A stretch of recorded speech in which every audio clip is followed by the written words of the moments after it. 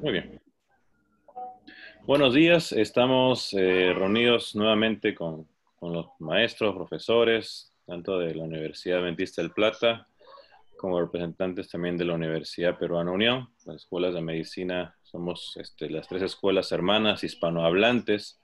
Y la idea con esto, que ya tuvimos dos seminarios anteriores con la Universidad de Argentina, queremos que esto siga trabajándose para compartir diferentes vivencias que tenemos entre las tres escuelas. Y el día de hoy justamente se dio la oportunidad de que podamos compartir experiencias de esta pandemia, el COVID-19, con nuestros hermanos profesionales de la salud adventistas.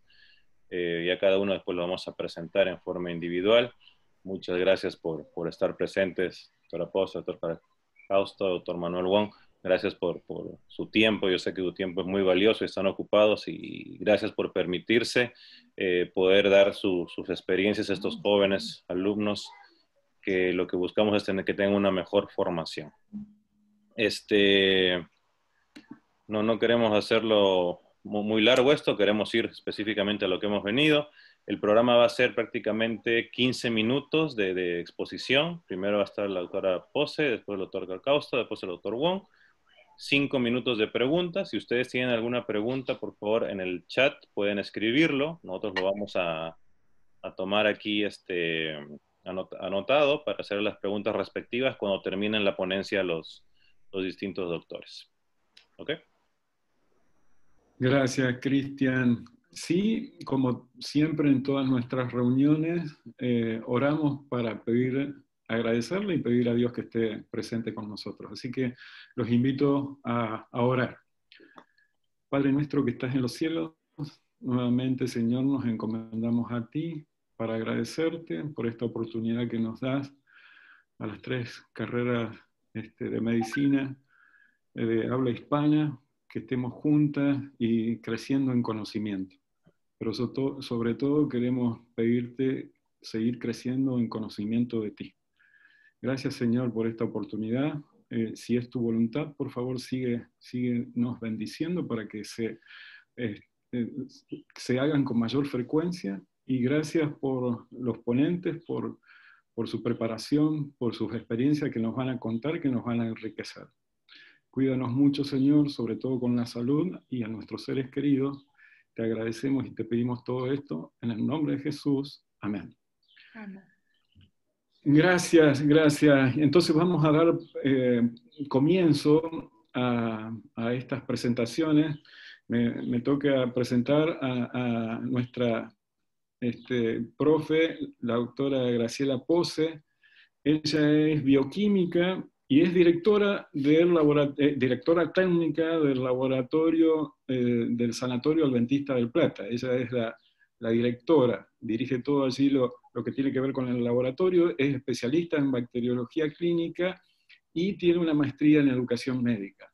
Pero yo lo resumo todo esto en una palabra: una excelente persona y excelente amiga.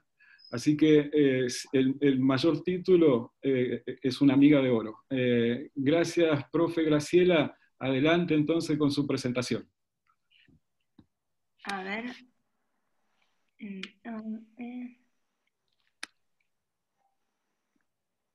Las preguntas las va a gerenciar el profe Bernard.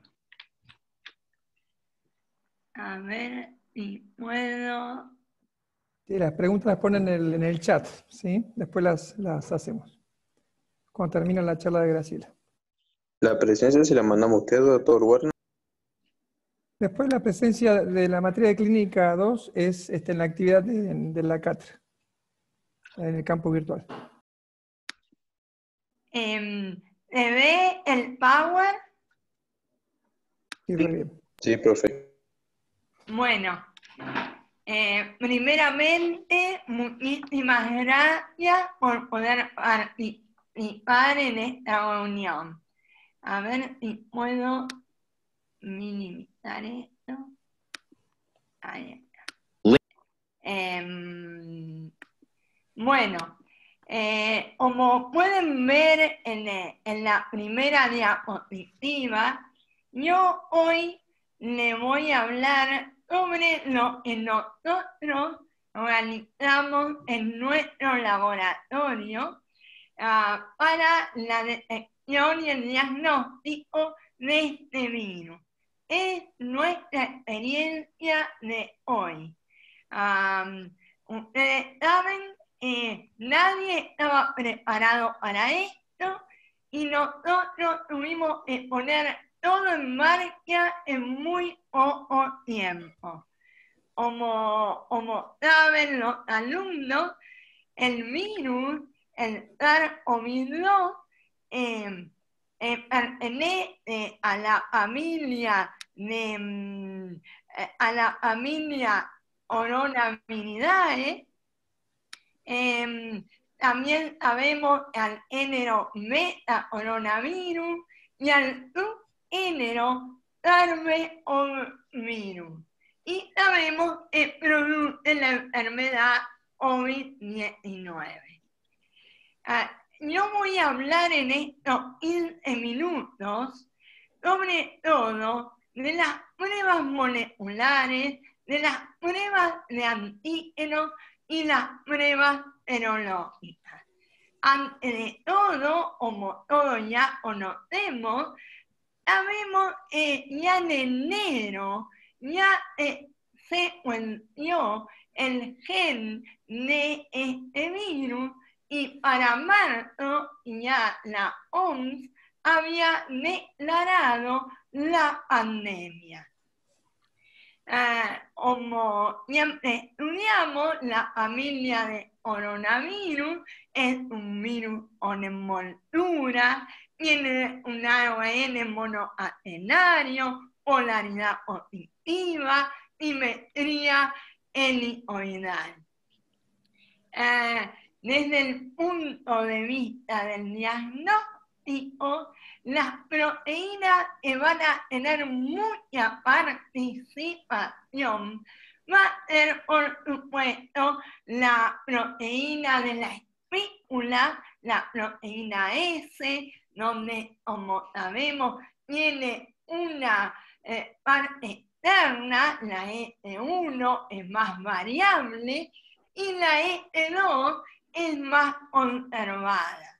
También tenemos la proteína M, es la proteína que el virus tiene en mayor cantidad y que también le da la forma. También tenemos la proteína N, la de la nucleoácide, es la que más se encuentra en nuestro suero, por eso todos los anticuerpos, los primeros protocolos siempre fueron hacia la proteína N, y tenemos la proteína E. En realidad, la proteína E en el virión la tenemos en muy poca cantidad, pero cuando entra a nuestra célula eucariota va a haber un aumento que va a expresar en gran cantidad. Ya vamos a ver por qué esto es importante.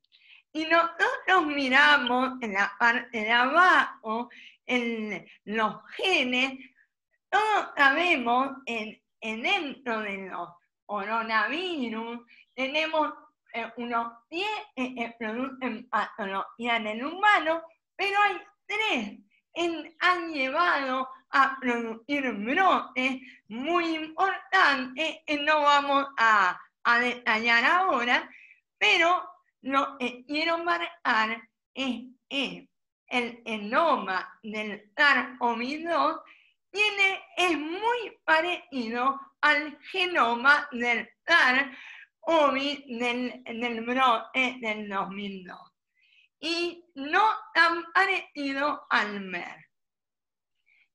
Y recordamos toda la replicación del virus, sabemos que esta proteína tan importante, la ETE1. Dentro de la ETE1 hay un dominio de unión donde todos los estudios se enfocan para producir la vacuna. Es el dominio que se va a unir con esta enzima, es la receptora de la célula eucariota, la enzima convertidora de angiotensina 2, y tenemos el LT2 va a producir lo que ya sabemos, la función con la membrana eucariota, y viene toda la replicación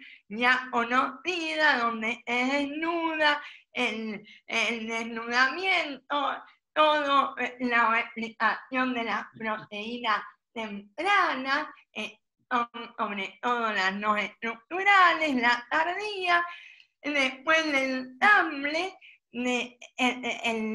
los nuevos miriones van a salir de la célula eucariota por exocitosis.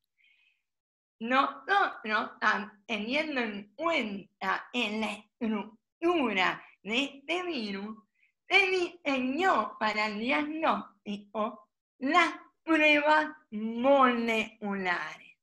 Las pruebas moleculares aprobó la OMS, fueron de referencia, fueron las que desarrolló el Instituto de Berlín en Alemania, en Charité, donde ellos, lo dijo la OMS, que había que buscar detectar por lo menos 2 genes. Nosotros en nuestro laboratorio seguimos este protocolo. Ahora sabemos que hay otros protocolos que ya están aprobados, pero nosotros seguimos el primer protocolo, donde buscamos el gen E, nosotros sabemos el gen E, tiene alta sensibilidad, pero me detecta todo este subgénero SARS-CoV o virus, y entonces no es tan específico el NE. Por eso, al principio, había que siempre, frente a un resultado positivo, buscar también el gen RNA-RP. Es un gen, es específico para el virus SARS-CoV-2. En este momento, en la última actualización de la OMS, dice que viendo en la epidemiología, marca el virus que más predomina es el SARS-CoV-2,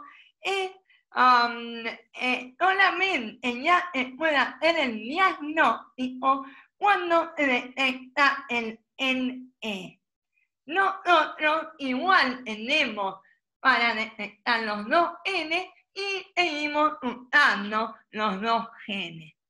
¿Cómo se hace esto? Para esto se necesita un laboratorio con un nivel de bioseguridad 2. ¿Qué quiere decir? Que hay una amina de seguridad, la E2 certificada, en otros laboratorios tienen para extraer el ácido nucleico un instrumental automatizado. Nosotros acá lo hacemos manualmente. Gracias, tanto el sanatorio está unido a la universidad, entre las 2 instituciones pudimos pudimos para el mes de julio tener todo el instrumental necesario. Entonces, después, con la orden médica, nosotros lo primero que hay que hacer es llenar una ficha epidemiológica al sistema integrado de sanidad argentina, donde ponemos todos los datos del paciente. Sobre la toma de muestra, como la más frecuente en la nasofaringeo, considera en la vía respiratoria alta, es la más sensible, pero también nosotros podemos ver el VAL, otras muestras son importantes, pero hay que evaluarlas porque son peligrosas de poder contagiar a la persona que toma la muestra. Por supuesto, la tasa de detección para el hisopado nasofaríngeo es aproximadamente un 70%, porque a uno le parece simple tomar esta muestra, a veces no se hace de la forma correcta, la forma, a veces el paciente le duele, entonces uno, para no hacerle doler, toma mal la muestra. Obviamente, para realizar una PCR en tiempo real, necesitamos un termociclador. Nosotros tenemos en la plataforma de los OVA a 400 de Rogers. Y estas son las normas a nosotros en Argentina nos regula ANMAT y están aprobadas. Pero hoy día en nuestro país, además de hacer PCR por tiempo real, hay varios que realizan lo que es la amplificación isotérmica. Es una metodología no tan costosa, pero obviamente no es tan precisa como la PCR. Nosotros en la PCR lo que vemos en estos casos es la emisión de fluorescencia. O sea, vemos una curva. Esto se llama CT. Y cuando el CT sea más pequeño, quiere decir que la amplificación de esta cadena emitió la fluorescencia más rápidamente.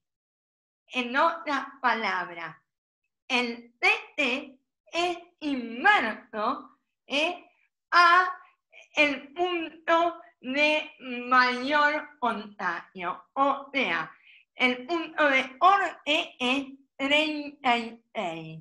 Pero cuando yo tengo un CT es muy bajo, quiere decir que el paciente tiene mucha carga viral.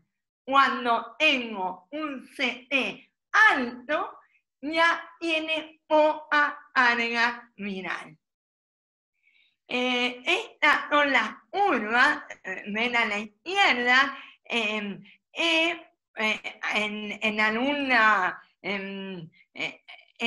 de las ocasiones nos dio, hasta este momento, como nosotros hacemos toda la extracción en forma manual, no automatizada, no podemos hacer gran cantidad y llevamos hecho 744 muestras, en las cuales el 13,7 nos dio positivo.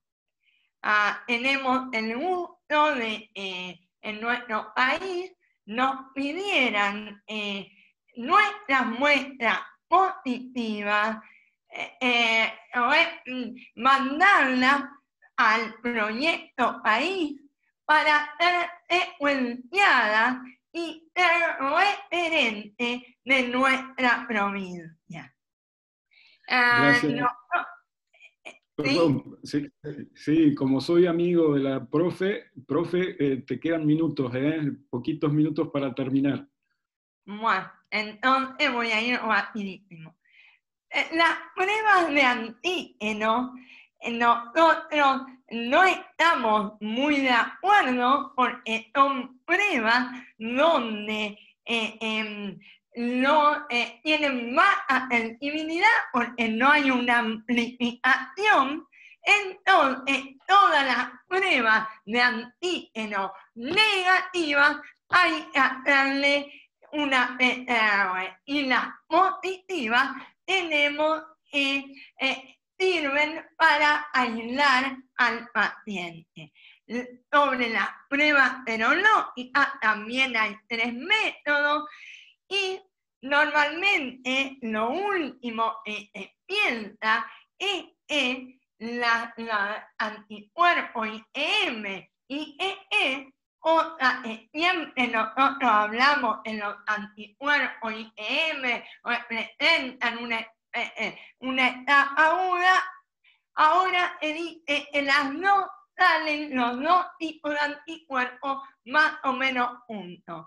Pero yo no estoy segura de esto y es todo un tema nuevo para investigar. El método de test rápido nosotros tuvimos muy mala experiencia, no puedo contar porque no hay tiempo, entonces nosotros no lo realizamos más.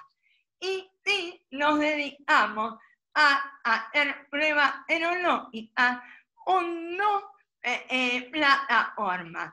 Una de OVA, donde buscamos anticuerpos totales, pero nos dimos cuenta que los anticuerpos son sobre todo para la proteína N. Y también tenemos anticuerpos IgM por la plataforma de Abbott, donde la IgM sí son anticuerpos hacia la proteína S. Y ya terminando, hemos tratado entre tanto trabajo de empezar a analizar nuestros datos y vimos que si podemos concluir que para hacer un buen estudio serológico, la toma de muestra tiene que ser después de empezar los síntomas después de 14 días. Y nuestro infectólogo lo pide a los 21 días y ahí sí tenemos una buena respuesta. Obviamente esto lo volvamos a nuestro sistema por denuncia obligatoria y esto va a ayudar al médico, al infectólogo, a ver a dónde está nuestro paciente en etapa y tiene que estar al lado para poder contribuir para que cuanto antes pase esta pandemia. Bueno, muchísimas gracias.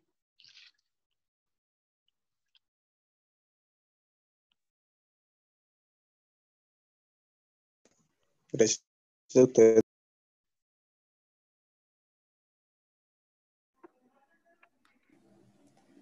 Muchísimas gracias, doctora Graciela.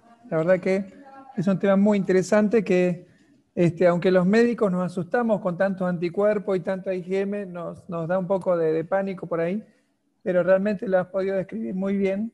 Y también ahora nos lleva a la gran responsabilidad como profesionales de buscar un diagnóstico serio también, ¿no? Para nosotros es más fácil acá, trabajando en el Sanatorio Adventista del Plata, pero por ahí para otros que no tienen un laboratorio con la calidad como que estamos trabajando, no tiene acceso a esos tipos de estudios, ahí se complica, ¿no? Así que es un tema realmente para investigar y en que cada médico, cada profesional de salud tiene la obligación de tomar conciencia de la importancia que tiene hacer un buen diagnóstico en estos casos, ¿no? Y una pregunta, Warner, me parece, en el chat. Hay una pregunta en el chat. Sí. Justamente con respecto a los casos de recontaminación, ¿estos son virus mutados, son virus nuevos? ¿Qué le parece a usted, Graciela? En realidad se habla de que puede haber mutaciones. Por eso es que nosotros estamos tan interesados a que no se cuenten nuestras muestras positivas para ver si hubo alguna mutación. Pero la mayoría, por ejemplo, de los casos en Argentina, cuando hubo una reinfección, hay que evaluar bien y no hubo algún problema técnico. ¿Por qué? Porque, como saben, hay que trabajar con mucho cuidado y las contaminaciones en la biología molecular es un factor muy importante. Sí, tengo entendido que acá en el sanatorio hubo un caso de reinfección, ¿no? Bueno, eso me imagino que fue tema de estudio para vos. Sí. Pero no lo hicimos nosotros, la biología molecular. Por eso yo sigo insistiendo, cuando hay un caso positivo, usar el segundo gen, el RD-RP. Bueno, está el tema para hablar muchísimo más, pero el tiempo nos está apretando muchísimo el tiempo. Doctor Luis. Sí, gracias. Brillante exposición. Gracias, doctora Graciela Pose, y gracias, amigos de la UAP. Ahora, como ustedes nos dijeron, esto nos agarró desprevenidos, ¿no? Desprevenidos para el punto de vista del diagnóstico y también del punto de vista del tratamiento. Y justamente para conversarnos sobre la experiencia que han tenido en tratar, cómo han manejado los casos de COVID, se encuentra con nosotros el doctor Eduardo Carcausto. Él tiene una maestría en epidemiología por la Universidad Cayetano Heredia y es nuestro docente, está con nuestros internos también. Así que, bienvenido, doctor Carcausto, el tiempo es suyo. Buenas tardes a todos y muchas gracias por la oportunidad. Como mencioné al inicio, voy a comenzar. Muy contento de estar con ustedes. Muy bien. No sé si se ve la pantalla. ¿Está todo bien? Ha comenzado a compartir, aún no la vemos. Vamos.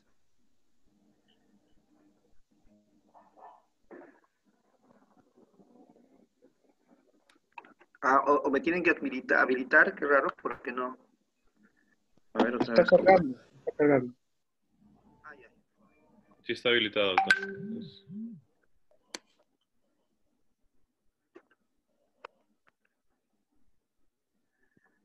La función está en pausa, dice, ¿por qué será?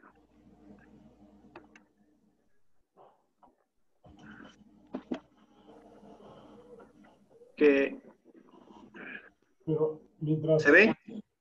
Aún no. A ver, mientras intentamos resolver este problema técnico. Doctor, había otra pregunta, creo, en el chat.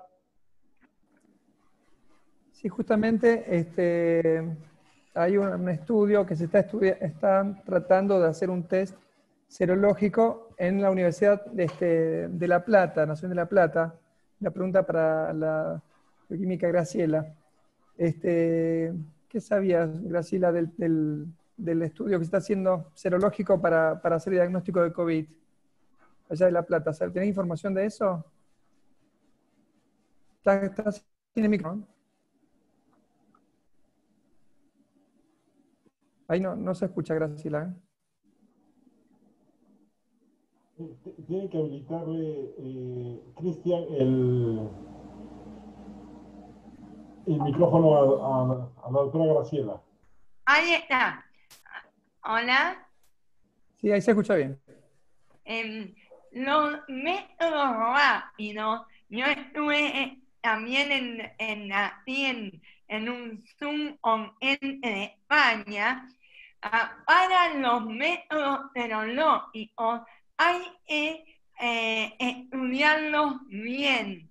Hasta ahora entraron en nuestro país, muchos sufrimos con los métodos rápidos y luego al MAT lo sacó, lo había permitido y ahora lo sacó.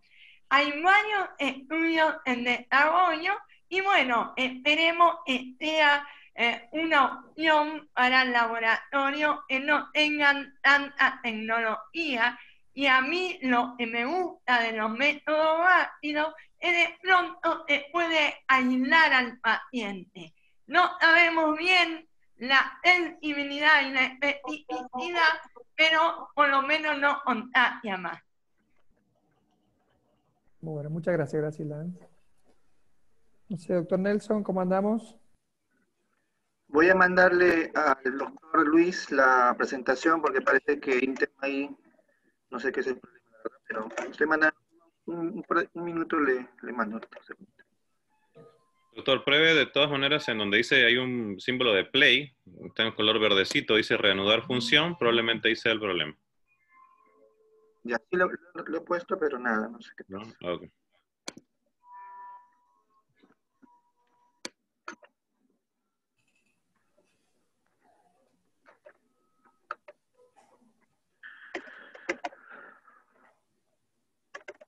Bueno, esas son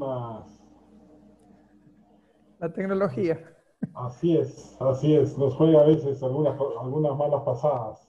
Pasa. Vamos a tratar de resolverlo rápidamente, si no, podemos ir ganando el tiempo. De repente el doctor Wong, comenzamos, doctor. Sí, yo hago la presentación con el doctor Wong para ganamos tiempo mientras el doctor puede ir viendo. Quiero presentar al doctor Manuel Wong. El doctor es cirujano cariotorácico, él hizo la especialidad de cirugía torácica en el Hospital Valle de Hebrón, en el Ministerio de Sanidad y el Ministerio de Educación del Reino de España. Hizo un doctorado en cirugía y ciencias morfológicas en la Universidad Autónoma de Barcelona y tiene una subespecialidad en trasplante pulmonar, también en el Hospital Valle de Hebrón en Barcelona. Él actualmente es el coordinador quirúrgico y cirujano del programa de trasplante pulmonar en el Hospital Cristos Muguerza de alta especialidad aquí en Monterrey, en México. Profesor adjunto de la especialidad de cirugía general, también en el Hospital Universitario José Eleuterio González, aquí en Nuevo León. Y cirujano también con práctica clínica privada en la ciudad de Monterrey. Doctor Manuel Wong, somos compañeros también de casi de la misma generación y es un gusto tenerlo aquí con nosotros y el tiempo es suyo. Muchas gracias, doctor Aguilar. ¿Me escuchan bien? Muy buen día, buenas tardes a todos. Un placer acompañarles en esta iniciativa tan emocionante, tan interesante. Y bueno, vamos a empezar. Vamos a compartir la pantalla. ¿Sí pueden ver bien la presentación? Sí, se ve bien, se ve bien. Ok. ¿Se ve en pantalla completa? ¿Sí? Sí. No, todavía no. No. Ok, voy ahí. Perfecto, creo que ahí está. Bueno, pues yo soy un cirujano, entonces mi plática no va a tener IgMs, ni va a tener mucha cosa molecular, porque nosotros no tenemos tanta habilidad para estas cosas. Pero, muy importante, poquito recordar, ¿no? Que el tiempo, la OMS, como la doctora comentó hace un momento, el 11 de marzo, pues emite la alerta de pandemia que afecta a todo el mundo, y en México se declara hasta el estado de emergencia por epidemia generada por el SARS-CoV-2 hasta el 31 de marzo, o sea, finales de ese mes. Y vamos a tratar de ponernos un poquito en contexto de cómo estamos en México respecto a la pandemia. Esta es la información actualizada por el Gobierno de México a fecha del 25 día de ayer, donde vemos que aproximadamente los positivos estimados están en 1.033.977 con 103.000 defunciones en el país y se estima una actividad de casos en torno a los 50.000, confirmados 891.000 y bueno, esos son los números gruesos para México. Sabemos que la mayoría, pues el mayor porcentaje está en varones más que en mujeres. Y aquí a la derecha podemos ver cómo la curva asciende casi hasta los 900.000. Y entonces vamos a ver alguna discrepancia en las cifras. Nosotros estamos situados al norte del país, frontera con Estados Unidos. Este es el mapa de nuestro estado. Y estos son los números del estado. Una cosa son los números del país y otra cosa son los números del estado. Tenemos en torno a 51.000 casos confirmados. Estos son los números que reporta el gobierno federal. Ya veremos que el gobierno estatal tiene unos datos un poco más pulcros. Con 3.714 defunciones aquí en nuestro estado y en torno a los 2.900 activos. También podemos observar un ligero incremento en los hombres más que en las mujeres y una ocupación hospitalaria del 80.87% dentro de esta serie de pacientes. O sea, el 80% están hospitalizados.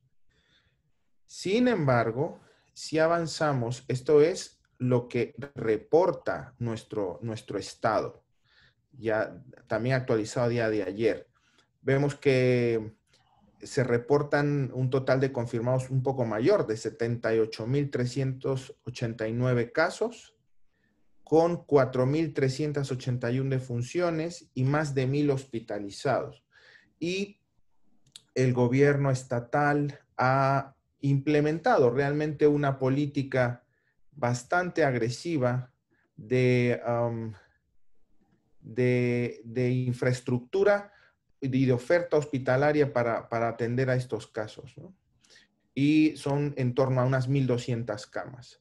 He puesto algunas fotografías de los hospitales de mayor volumen o que tienen dentro de sus puertas el mayor concentración de casos. Nosotros estamos en este hospital, el Christus Muguerza de alta especialidad, y acá abajo podemos ver que es el Hospital General de Montemorelos del sector de salud, que es el que está atendiendo la pandemia en torno a nuestra universidad.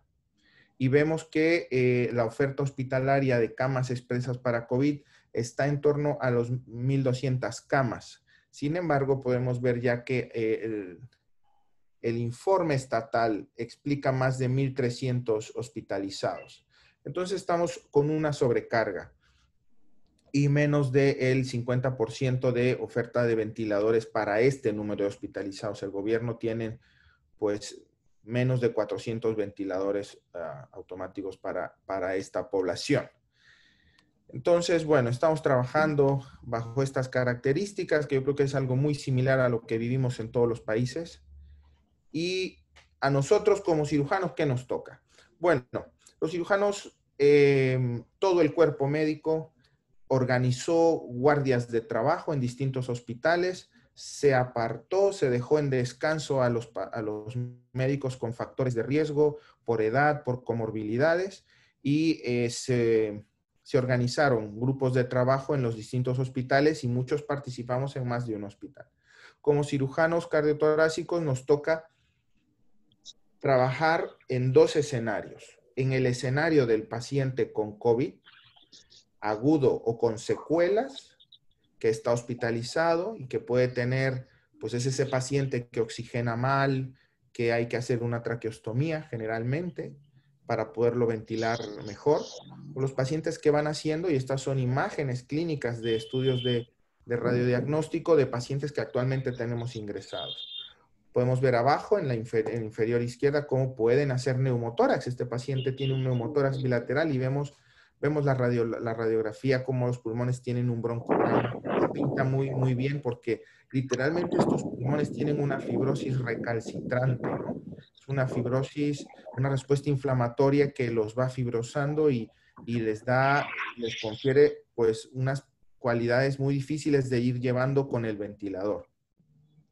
O tenemos en algunas áreas En algunos otros pacientes, pues igual neumotórax grande, zonas de necrosis, y nosotros pues aportamos nuestra labor en ese ámbito con las traqueostomías. Generalmente las hacemos todas con técnica abierta, no solemos hacer traqueostomías percutáneas en estos pacientes, cuidando mucho toda la técnica, y hay todo un protocolo de aislamiento en la ruta de traslado y de vestimenta, donde tenemos que adoptar todo el equipo. Y también apoyamos colocando sondas endopleurales. Cuando estos pacientes hacen neumotórax o algunos hemotórax, incluso por el barotrauma, se rompe el pulmón o porque es un pulmón que ya ha hecho necrosis en alguna zona por trombosis, microtrombosis vascular, pues eventualmente tenemos que colocar sondas pleurales. Entonces, traqueostomías, sondas pleurales, alguna resección pulmonar hemos hecho. Y el otro contexto muy distinto es cuando tenemos pacientes con patología común torácica o cardíaca que de pronto se nos infectan o se nos positivizan para el COVID, en cuyo caso nuestros compañeros de neumología, de infectología entran en juego, y la verdad es que hemos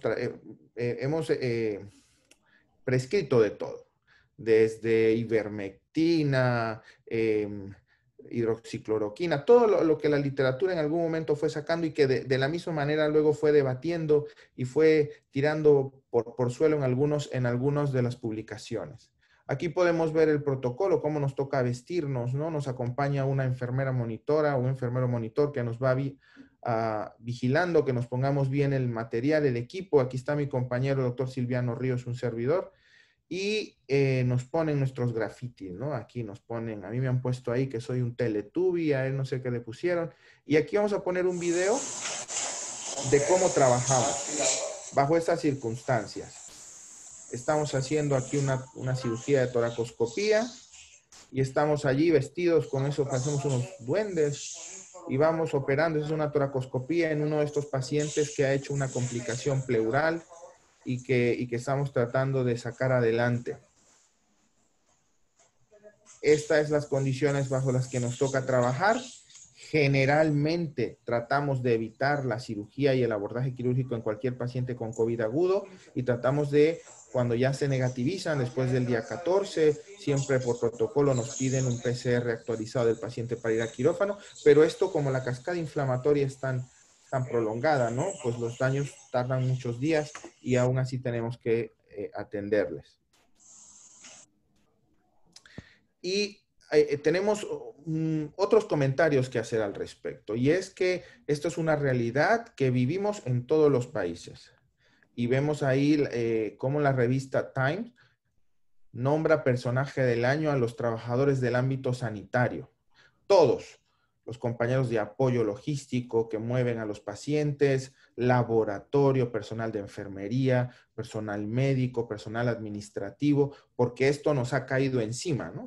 Vamos sobrecargados de la dimensión de trabajo que tenemos y vamos llevando esto como buenamente podamos.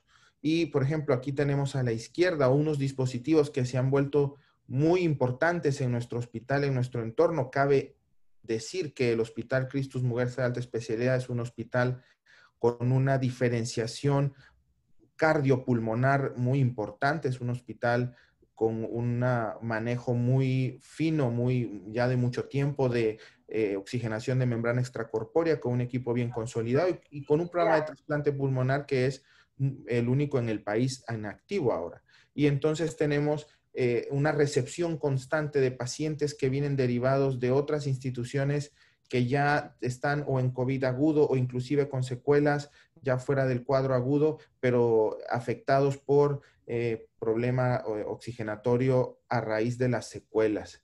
Y entonces, bueno, la actitud es ir sin miedo y quiero comentarles un caso rápidamente. Este caso es de un varón de 55 años, sin patología previa relevante, sí con un índice de masa corporal de 31, sí tenía una obesidad, y nos es referido por una neumonía secundaria infección por SARS-CoV-2.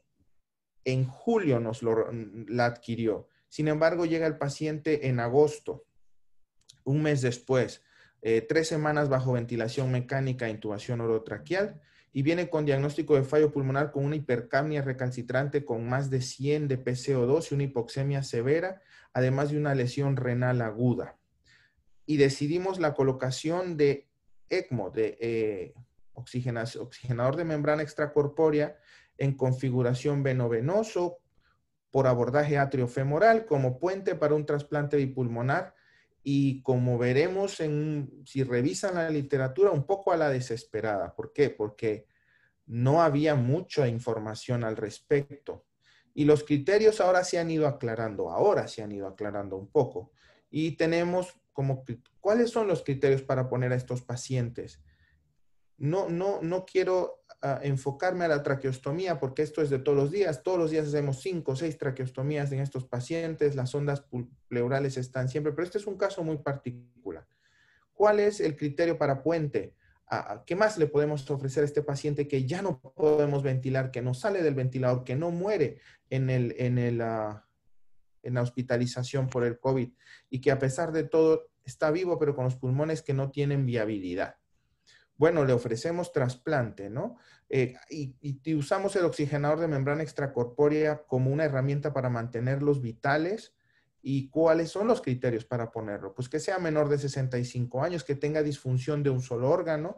Y aquí pongo estos asteriscos porque el nuestro sí que tenía lesión renal, pero bueno, como fue un poco a la desesperada, le pusimos un reemplazo renal continuo con nuestro nefrólogo intensivista y fue mejorando.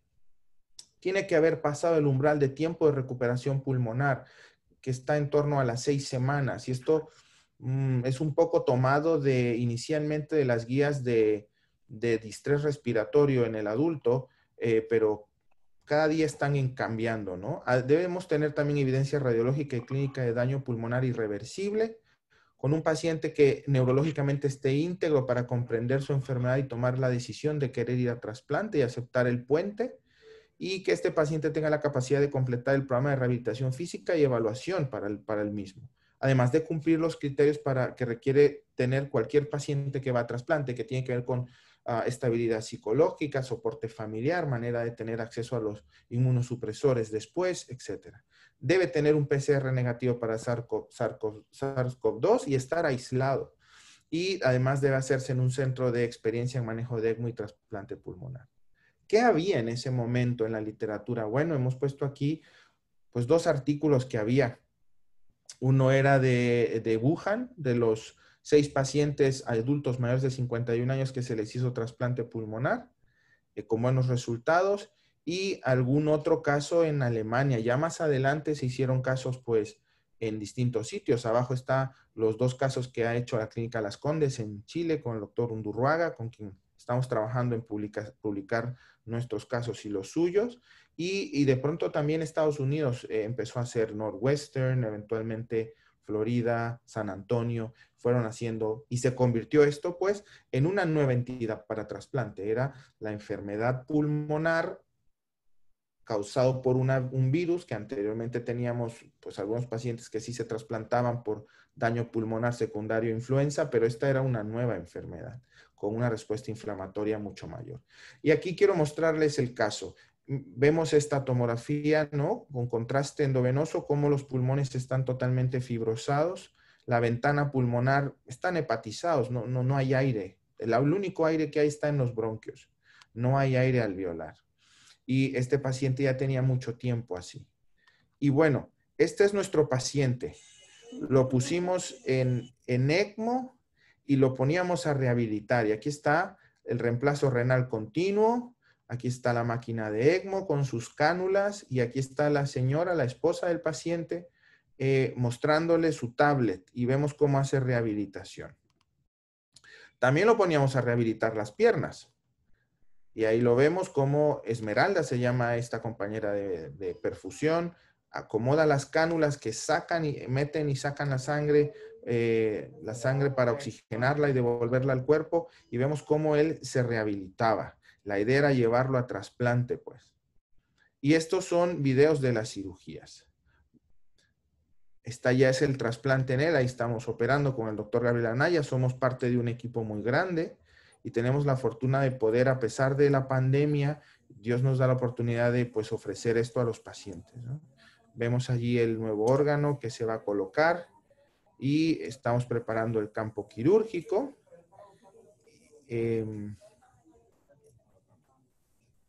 Voy a ir poniendo los distintos videos. Déjeme ahora el 4-0. Y el aspirador. Aspirador de la calle. Vemos ahora cómo empezamos a hacer la anastomosis bronquial.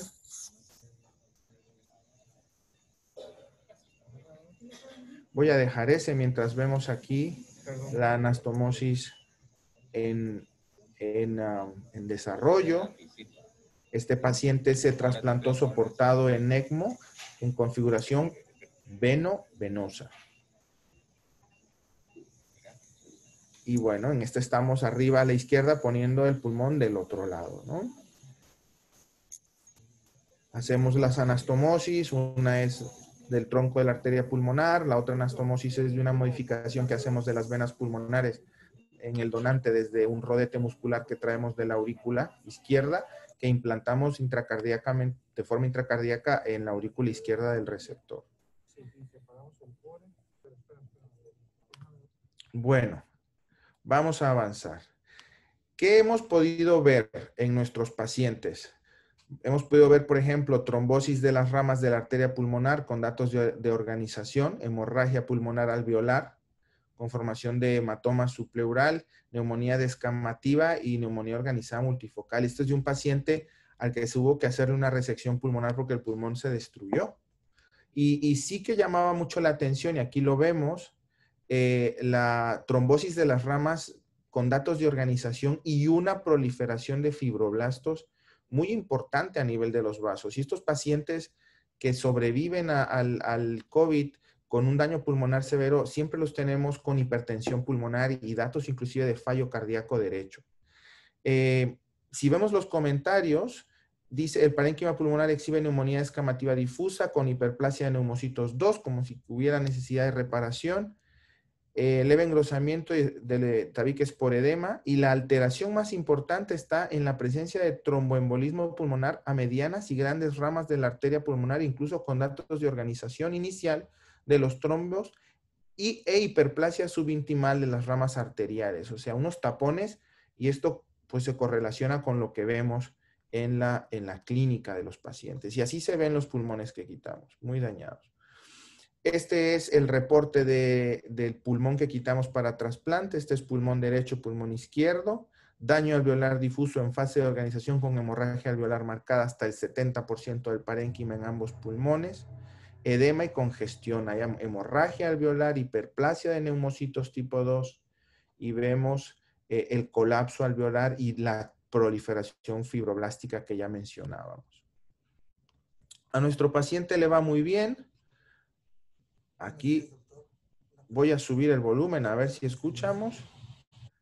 Vamos de nuevo. Buenos días, doctor. Una pregunta. ¿Ya puedo desayunar?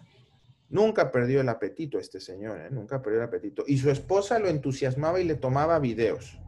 Y aquí vemos cómo le ponía efectos de sonido, ¿no?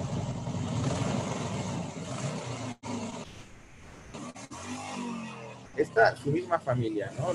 Lo alentaba así, tenía muy buen humor y decía, seré capaz de lograrlo porque mi entusiasmo no tiene límites, decía esa foto.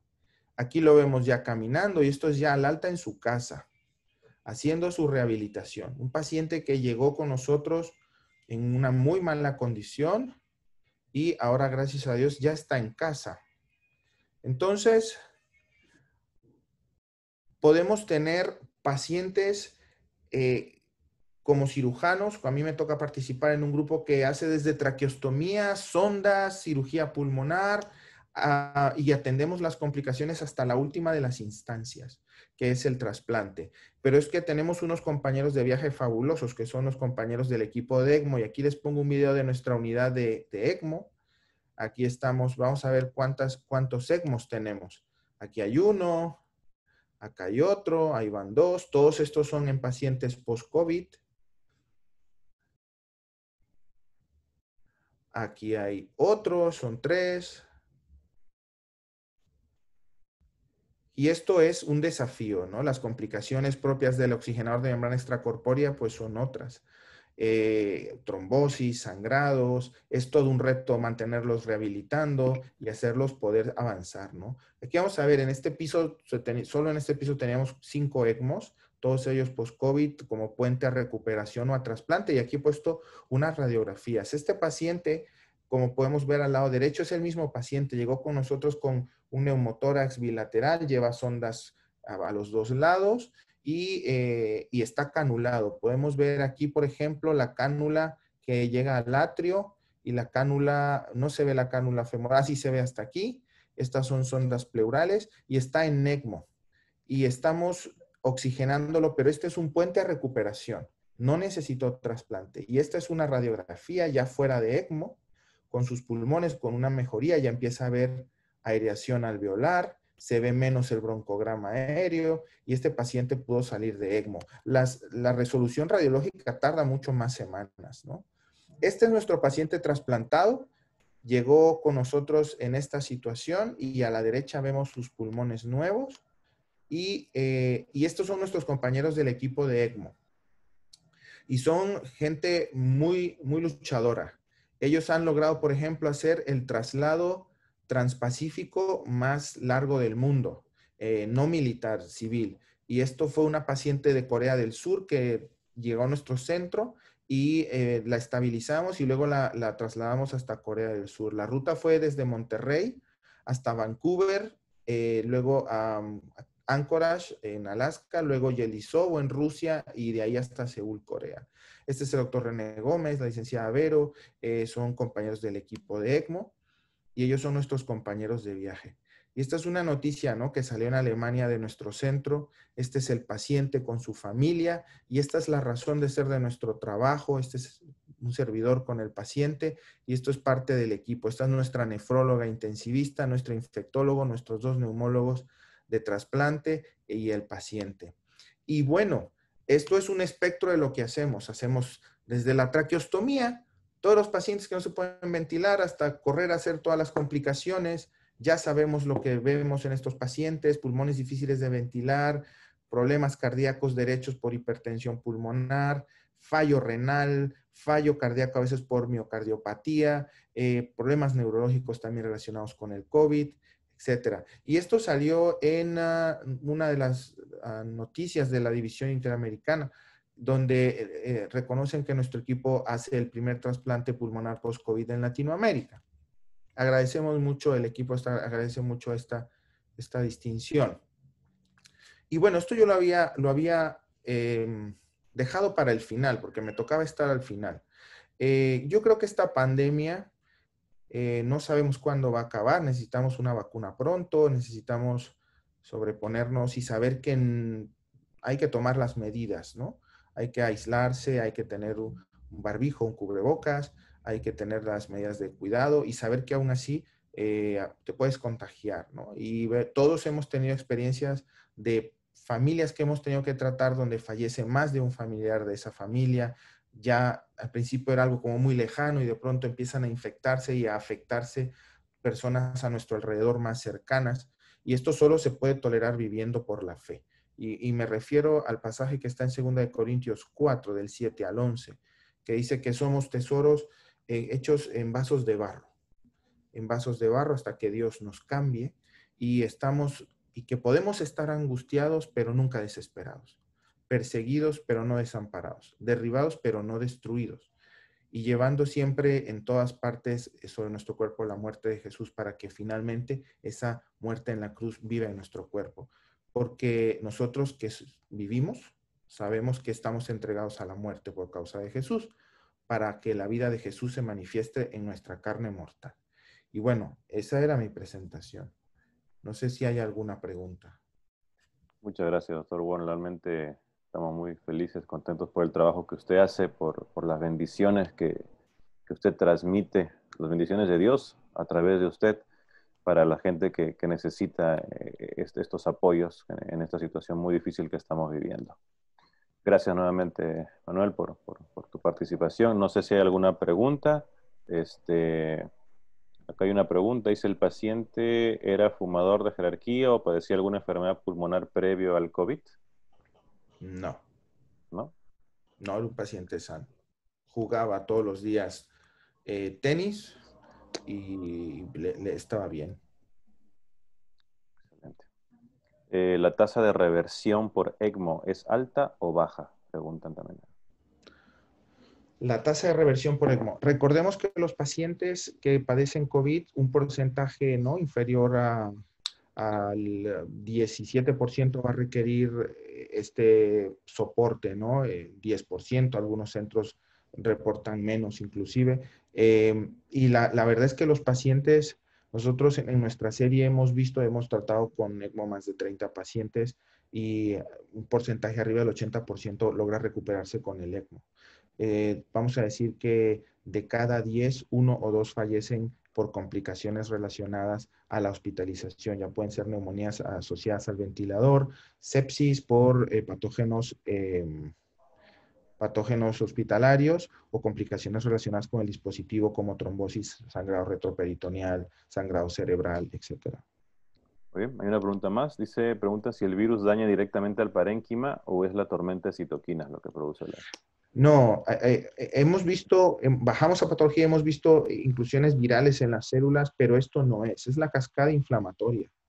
La cascada inflamatoria es la que hace literalmente los pacientes un pulmón, es un pulmón similar al pulmón con distrés. Sin embargo, hay un componente microvascular que no se tiene en el distrés por otras causas, en donde podemos ver esta trombosis microvascular y en ramos grandes asociados a estados de procoagulabilidad que confiere el COVID. Ok, muy bien. Creo que nada más preguntas. Gracias, doctor Wong, nuevamente. Damos paso al doctor Felipe. Bien, buenas tardes. Vamos a continuar entonces con experiencias del manejo del paciente con COVID en la clínica Good Hope.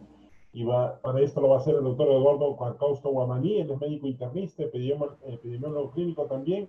Así que, doctor Carcausto, el tiempo es suyo.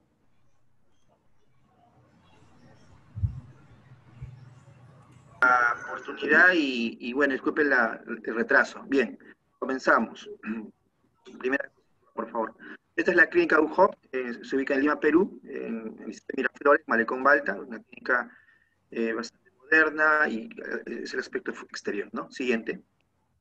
Nivel 2.2 es el que tiene, el nivel de lo que es Perú.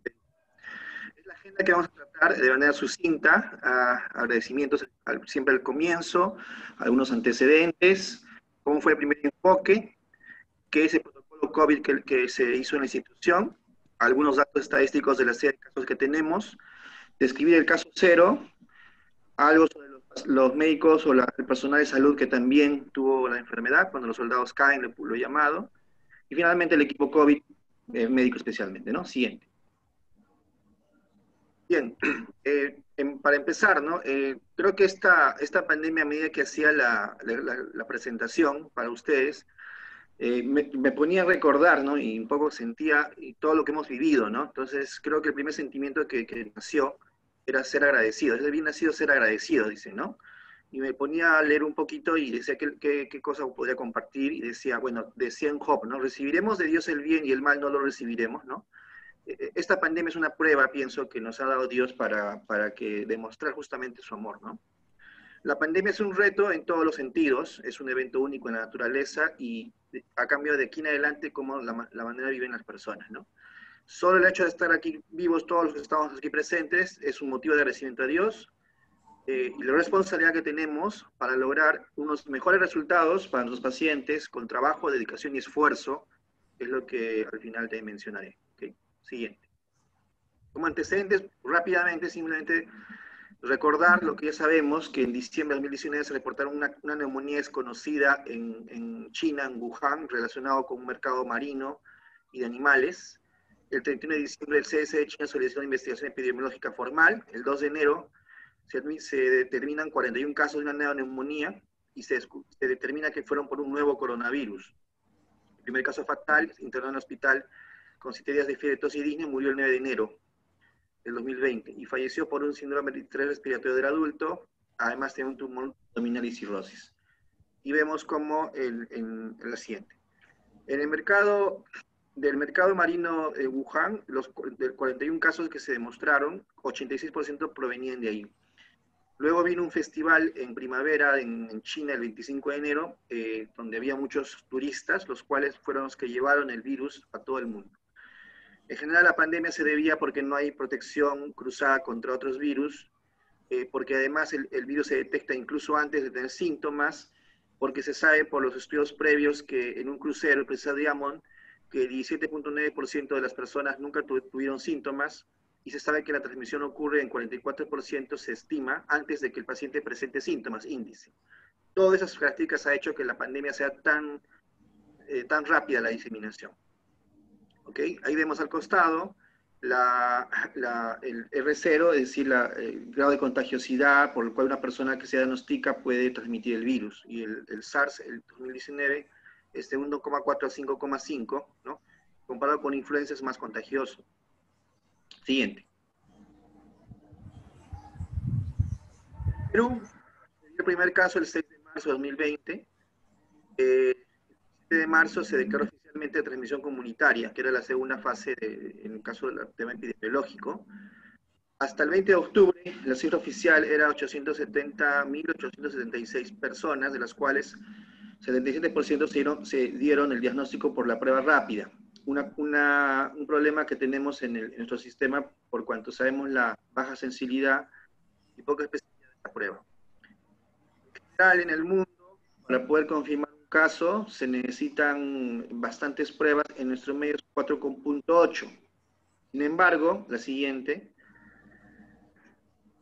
este es un dato tomado de esta página que está muy bien, Overall in Data, donde se ve las curvas digamos, de test que se hacen por paciente confirmado. Como se ve en el primer gráfico, en Estados Unidos es 17 tests por un paciente confirmado, España 13, Chile 8, México 2 y Perú 4,8, pero la mayoría son pruebas rápidas, por lo cual está infradiagnosticado. Lo más probable es que tengamos 2 o 3 veces más lo que dice el Ministerio de Salud, que es lo que ocurre en la mayor parte de países. Y al costado, en el otro gráfico, vemos la curva de casos nuevos confirmados. En el caso del Perú, el número es 2.815 casos por millón de habitantes. Vemos que no baja la curva en realidad, a pesar de que pareciera que hay una disminución, pero siguen contagiándose, probablemente con menos complicaciones, quién sabe qué es lo que estamos viendo por el momento. Siguiente. Para ver el caso más es en Lima, que es el foco, porque es la ciudad con más habitantes. Siguiente, que es donde estamos nosotros.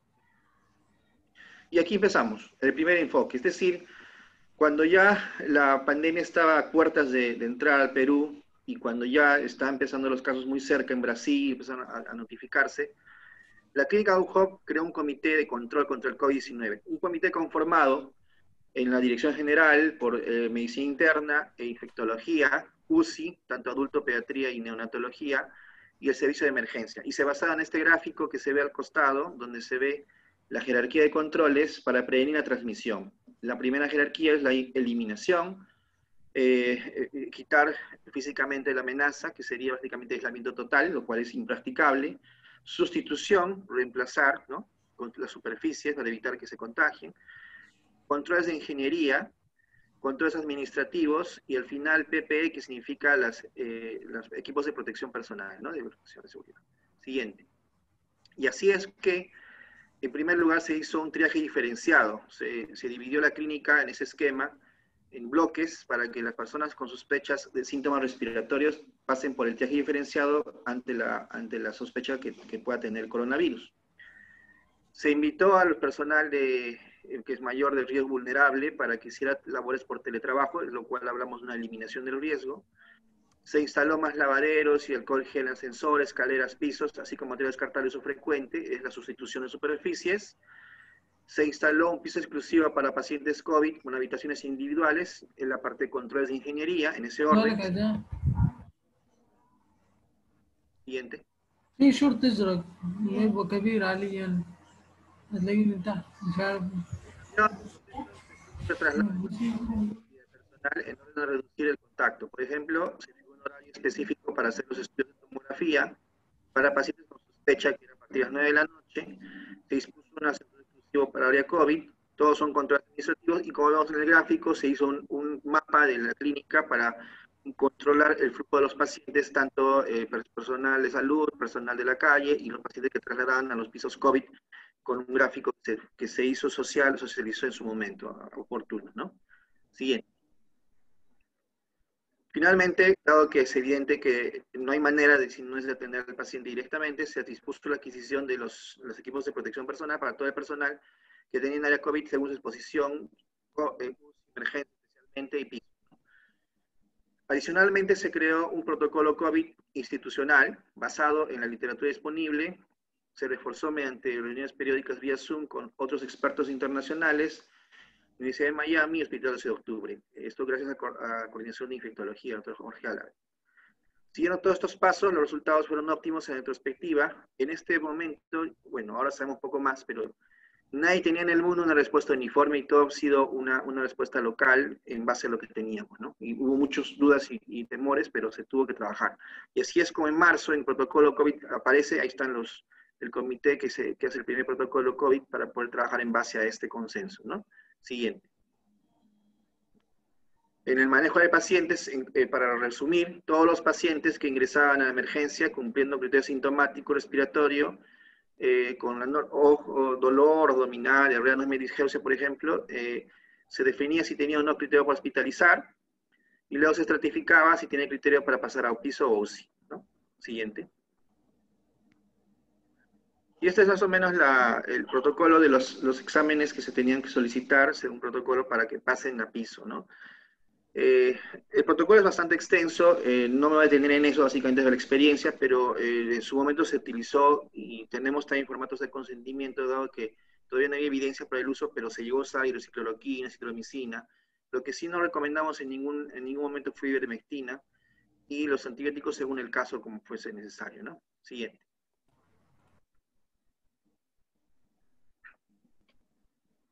Siguiente. De los datos estadísticos que disponemos, tenemos, una menos, desde el 27 de marzo, el primer caso que tuvimos confirmado, hasta comienzos de octubre, 463 casos hemos manejado, de los cuales se describen ahí 21 casos que eran intranosocomial, se descubrieron dentro de la clínica, vinieron negativos, pero se hicieron positivos. Algunos ya tenían alta epidemiológica, habían tenido COVID más de un mes atrás y entonces estaban de alta. Y otros diagnósticos, esos se quitan. Algunos fueron de retiro voluntario, 5, 2 eran extranjeros, no se pudo hacer el seguimiento, y 1 todavía permanece en UCI. En base a esos datos tenemos 366 pacientes hospitalizados en piso COVID, 39 que fueron referidos y 29 que fueron manejados en UCI. Siguiente. Con estos datos podemos decir lo siguiente. La mortalidad global fue de 16.9%. En UCI llegó a 64.3%. Aquellos que fueron referidos, al hacer el seguimiento posterior, la mortalidad fue de 32.5%.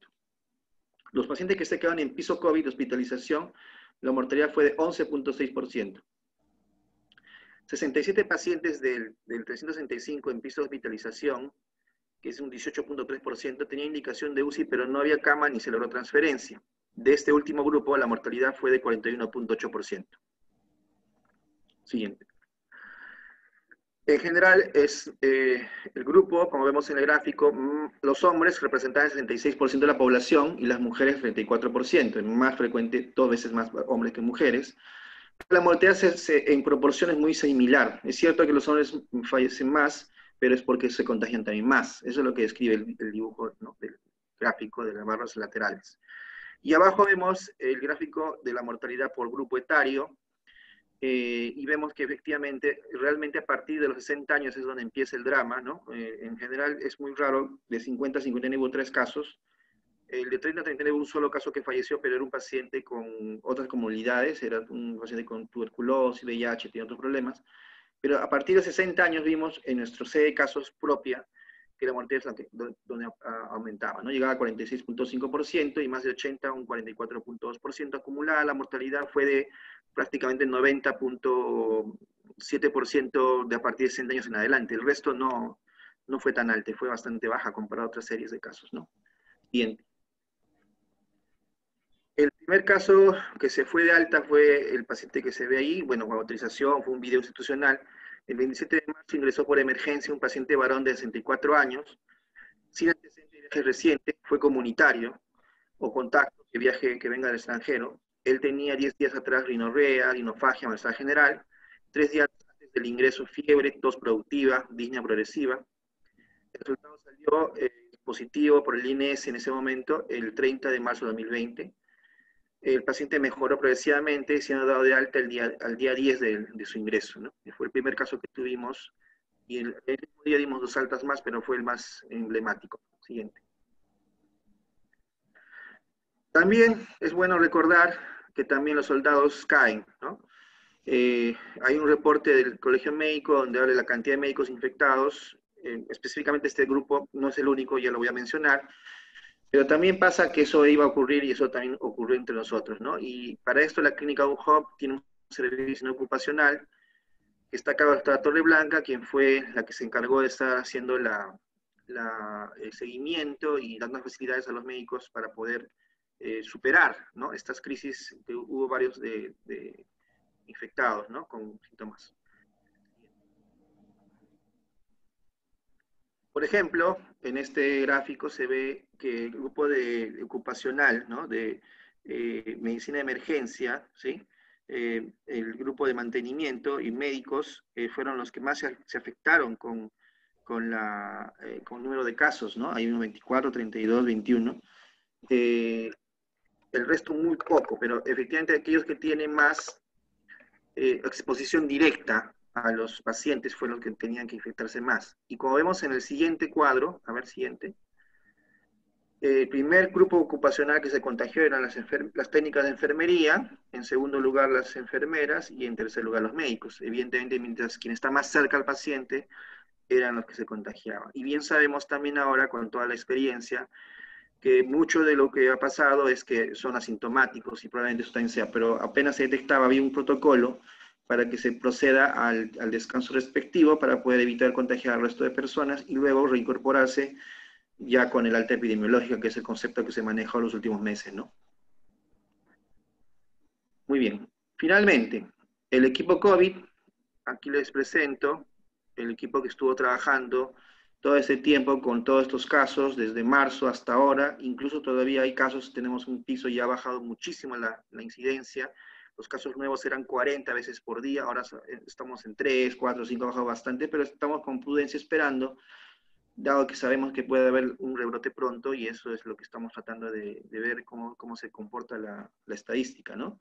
Ahí tenemos al doctor Oliver Alarco, que es internista también, de la Juan Cayetano, San Felipe, la doctora Muñoz, que es nuestra presidenta del cuerpo médico, la doctora Cárdenas, estoy allí, el doctor Nelson Díaz, nuestro jefe de servicio, la doctora Trevejos, y el doctor Esquivel. También falta que el doctor Álave, que es nuestro infectólogo, que es el que siempre ha estado con nosotros asesorando, ¿no? Siguiente. Bueno, esto era lo que quería compartirles de manera breve, disculpen la demora, solo para añadir lo que me comentábamos, una frase que me comentaba Nelson, y yo quiero decir porque creo que es importante, cuando él me dice, bueno, esto es una experiencia, evidentemente todos acá creemos que efectivamente Dios ha protegido al personal, dado que no ha habido mortalidad realmente, un caso que no está muy claro, pero todos han ido bien, ¿no? Entonces dice, y dice lo siguiente, ¿no? Esta frase que quería compartir, dice, mira que te mando que te esfuerces y seas valiente. Cuando llegó la pandemia todo el mundo tenía un poco de temor natural, ¿no? Entonces, pero ahí están las escrituras que te dicen, ¿no? No temas ni desmayes. Entonces hemos dado la cara, ¿no? Porque Jehová tu Dios estará contigo en donde quiera que vayas, ¿no? Esto es de Josué 1:9, y entonces eso es, no solamente es ser valiente, sino hay que esforzarse, y eso es lo que hemos tratado de hacer todo este tiempo. Consideramos que es una experiencia buena, consideramos que nuestra mortalidad es baja comparada a otras sedes, y creo que es todo trabajo del equipo en conjunto, desde la dirección, los servicios, todos hemos contribuido en digamos, en su justa medida para que podamos llevar adelante a los pacientes, y eso es lo que tenemos, y lo que quisiera dar gracias por todo esto, ¿no? Bueno, esa es la exposición. Muchas gracias, doctor. Ha sido usted muy gentil por esta exposición.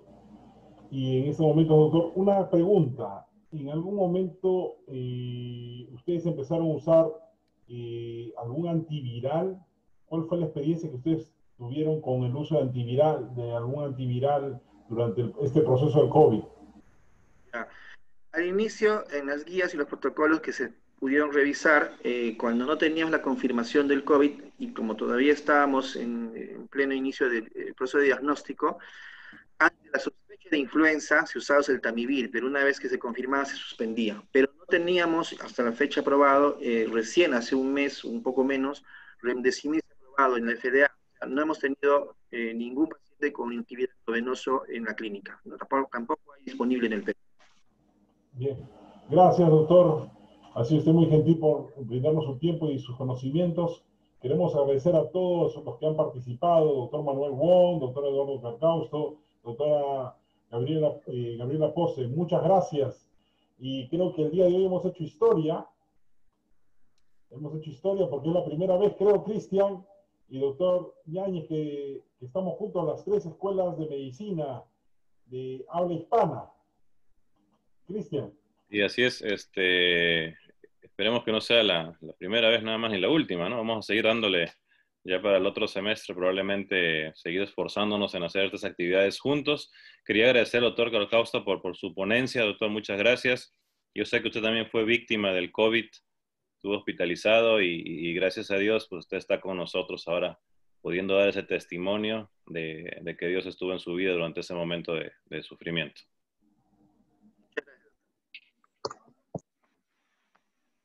Gracias.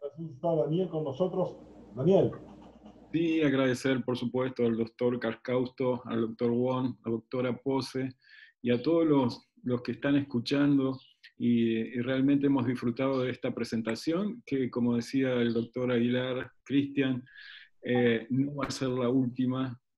Esta pandemia nos ha ayudado a unirnos cada vez más y a seguir creciendo juntos. Ese es el desafío y hemos orado por eso, así que Dios está al control de todo esto. Y me gustaría pedir a todos que puedan, Cristian, si todos ponemos nuestra cámara para que quede un documento, una fotito de este evento único. Bien, que prendan su cámara todos, vamos a tomar las fotos acá, perspectivas. Para que quede la evidencia. Saludos, doctor Alave, ahí lo estamos viendo, doctor. Sí, hay tantos colegas allí. Un saludo enorme a todos. Aquí también tenemos varios exalumnos de la UAP. Ahí está la doctora Lili de Paz, está la doctora Karen Flores. Así que están emocionados de ver a sus maestros. Y bueno, también saludos ahí veo a Yassi Estefanía. Un gusto verte, Estefanía, y bueno, a tantos. Va a haber 8 tomas. Yo los tengo aquí como 7 tomas, así que ahí va la primera.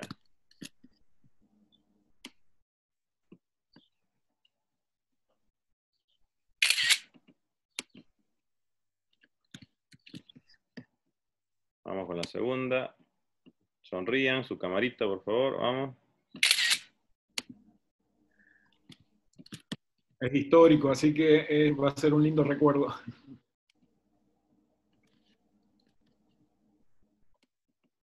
Algunos tienen vergüenza, creo, de salir en la cámara. Bien, va la última. Una más y terminamos. Espérame. Listo. Muy bien. Bueno, vamos a dar por finalizado. Nuevamente agradecer a todos por estar con nosotros. Daniel Yáñez, ya para despedirnos. Sí, agradecer nuevamente a todos. Allí veo a nuestro decano. Siempre el jefe está bueno que esté. Así que un saludo enorme a todos. Y sobre todo a las presentaciones y seguramente prontito nos vamos a encontrar de nuevo con otro tema, con otro desafío, con otro contenido y a seguir creciendo juntos. Dios los bendiga a todos. Gracias, gracias, gracias. Bien. Felipe, ¿nos guías en una oración para terminar? Perfecto, oremos. Padre nuestro, Señor, queremos agradecerte porque has permitido que tengamos esta reunión con los estudiantes y los docentes de Montemorelos y nuestra querida Universidad Adventista del Plata. Señor, queremos seguir suplicándote por tu dirección y porque sigas cuidando y protegiendo al personal que está en primera línea en estos 3 países y a los futuros médicos que se están formando, Señor, que puedan tener ese espíritu misionero, que sean valientes y que sean esforzados. Gracias por esta reunión. Síguenos acompañando en el nombre de Jesús. Amén. Muchas gracias. Hasta luego. Amén. Gracias. Nos vemos, estudiantes. Hasta luego. Gracias.